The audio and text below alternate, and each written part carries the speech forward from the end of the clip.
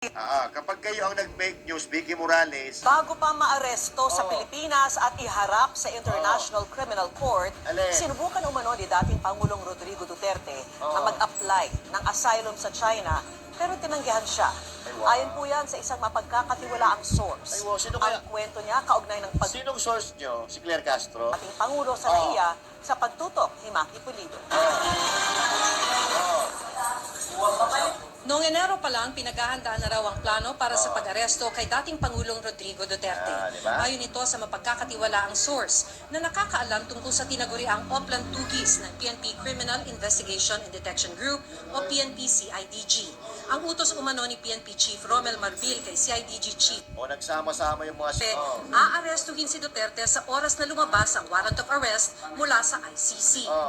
Noong March 7, lumipad pa Hong Kong si Duterte para dumalo sa isang event kasama ang mga OFW. Sa araw ding ito, inilabas ng ICC Pre-Trial Chamber 1 ang arrest warrant para sa kanya.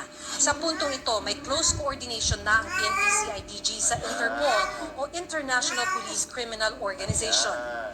Gusto raw sana ng PNP-CIDG na sa Hong Kong na arestuhin si dating Pangulo Rodrigo Duterte. Tapos? Pero ayaw daw makipag-cooperate ng Hong Kong Police sa Interpol.